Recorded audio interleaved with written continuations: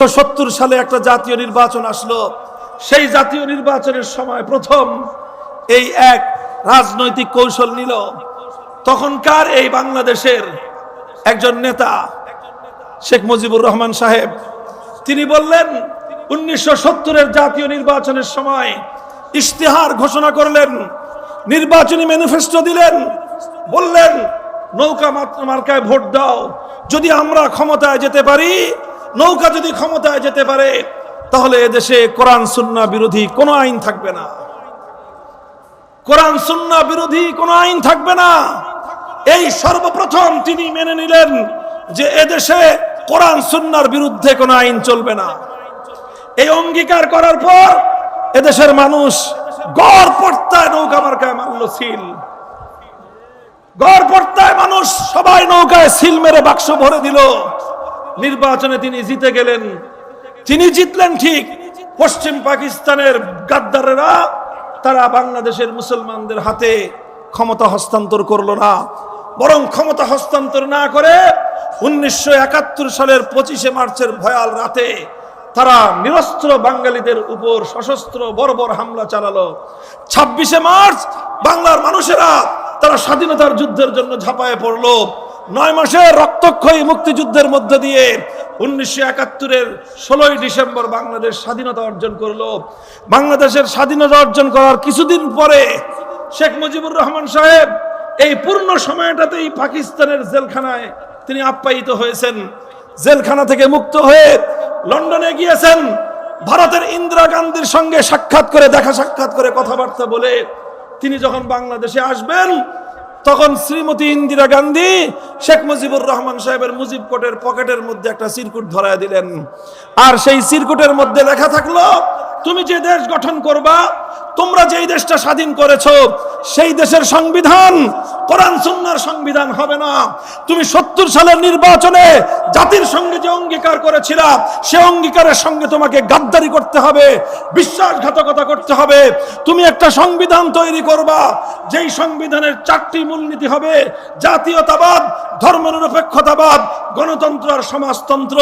কোরআন বিরোধী 4 মূলনীতির মাধ্যমে বাংলাদেশের সংবিধান তৈরি করবার জন্য একটা প্রেসক্রিপশন তার পকেটের মধ্যে ঢুকিয়ে দিল।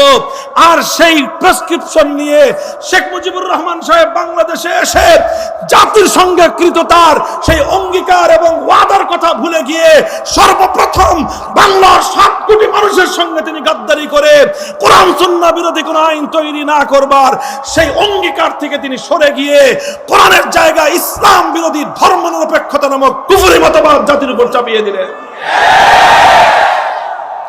আপনাদের দাম্ভিকতা আজকে আপনাদেরকে এই পর্যায়ে নিয়ে এসেছে, আপনাদের অহংকার আজকে আপনাদের এই পতনের এই মূলে ভূমিকা রেখেছে। উঠতে উঠতে আকাশে উড়েছেন, মাটিতে পা লাগান নাই। আর এখন গোটা বাংলাদেশের কোথাও নাম নিয়ে 2 জন মানুষ একত্রিত হওয়ার সাহস আপনারা রাখেন না। আপনাদেরকে বলবো, বিশেষ করে যে আলেম সমাজের কাছ থেকে আপনারা রাষ্ট্র এবং রাজনীতি বিষয়ে কোনো নির্দেশনা শুধু শুনতে অপছন্দ করেন তাই নয়, বরং আলেম সমাজের কণ্ঠকে আপনারা রোধ করার চেষ্টা করেছেন। ওলামায়ে কেরামের কণ্ঠ রুদ্ধ হয় নাই, বরং যে হাতে আপনারা আলেমদের কণ্ঠকে স্তব্ধ করার চেষ্টা করেছেন, আমার আল্লাহ সে হাত ভেঙে গুড়িয়ে দিয়েছে।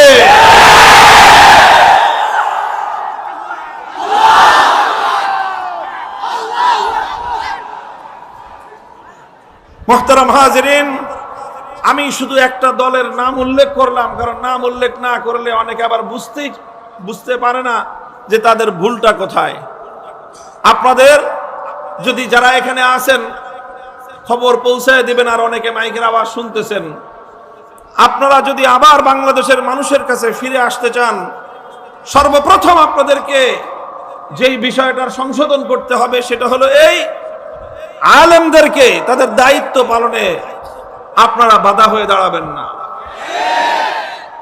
মাহফিলের মঞ্চে, মিম্বারে, মসজিদের মিম্বারে দাঁড়িয়ে ওলামায়ে কেরাম কি বলবেন সে বিষয়গুলোর ব্যাপারে আপনারা আপনাদের গাইডলাইন দেওয়ার চেষ্টা করবেন না।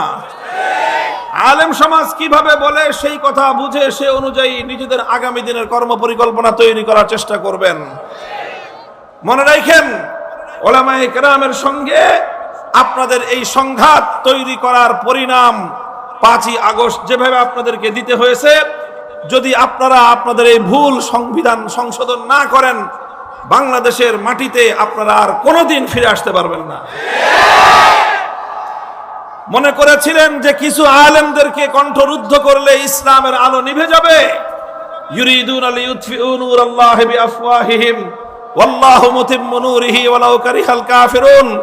ইতিহাস সাক্ষী, হকের ঝান্ডা সমুন্নত করবার জন্য যারা কাজ করে, আর সেই হকের ঝান্ডাকে ভুলুণ্ঠিত করবার জন্য যারা কাজ করে, এই হক আর বাতিলের লড়াই যখন শুরু হয়, কিছুক্ষণ পর্যন্ত, একটা সময় পর্যন্ত হকের ঝান্ডাদারীদের রক্ত ঝরে, জীবন যায়, জুলুম সহ্য করে, এরপর আল্লাহ পাক রব্বুল আলামিন হকের ঝান্ডাদারীকেই বিজয় দান করেন এবং হক চূড়ান্তভাবে গালেব হয় আর বাতিল পরাভূত হয়।